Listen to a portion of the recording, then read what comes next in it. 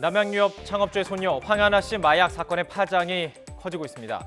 자신에게 마약 투약을 권유했다는 연예인이 박유천 씨라는 보도가 나오면서 박 씨는 직접 카메라 앞에 섰습니다. 이게 정가가 있다거나 불법적인 약을 복용 중이라는 이야기를 한 적 없습니다. 기사로 접하고 많이 놀랐고 안타까운 마음이 들었습니다. 하지만 마약을 한 적도 없고 권유한 적은 더더욱 없습니다. 박 씨가 카메라 앞에 서게 된 것은 황하나 씨의 진술 때문이었습니다. 황하나 씨는 지난 6일 수원지법에서 열린 영장실질심사에서 지난 2015년 필로폰을 투약한 사실을 인정한 뒤에 아는 연예인의 권유로 지난해 마약을 다시 하게 됐다고 진술한 것으로 전해졌습니다. 심지어 황 씨는 자신이 잠들었을 때 강제 투약을 당했다고 주장하기도 했습니다. 자의에 의한 마약 투여와 강제 투여, 어떤 차이가 있을까요? 무죄입니다.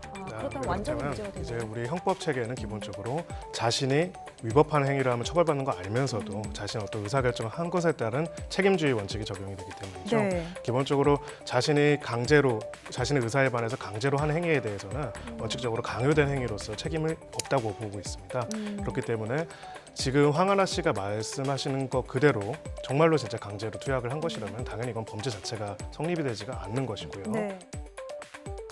황 씨의 주장이 사실이라며 형사처벌을 피하거나 경감이 될 수도 있는 상황이죠. 대신 강제 투약을 한 사람이 박유천 씨라면 박 씨에게 돌아가는 법적인 책임은 더욱 커지게 됩니다. 이런 이유로 박 씨와 황하나 씨의 진실 게임은 치열하게 전개될 것으로 보이는데요. 박유천 씨는 황 씨와의 관계가 틀어져서 협박을 당했다고 폭로하기도 했습니다. 저는 황하나와 작년 초 헤어질 결심을 했고 결별했습니다.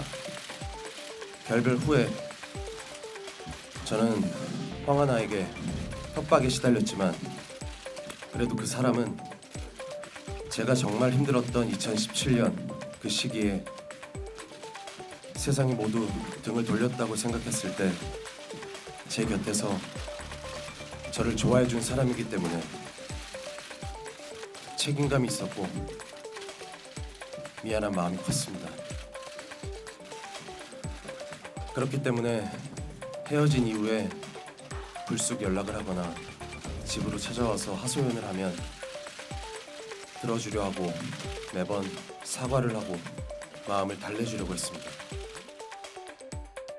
박유천 씨는 또 지난 2017년 화장실 성폭행 사건 의혹으로 무너진 이미지를 극복하고 재기를 위해서 노력하던 자신이 마약을 했다는 것은 말이 안 된다고 주장을 하면서 경찰 조사도 받겠다는 입장입니다.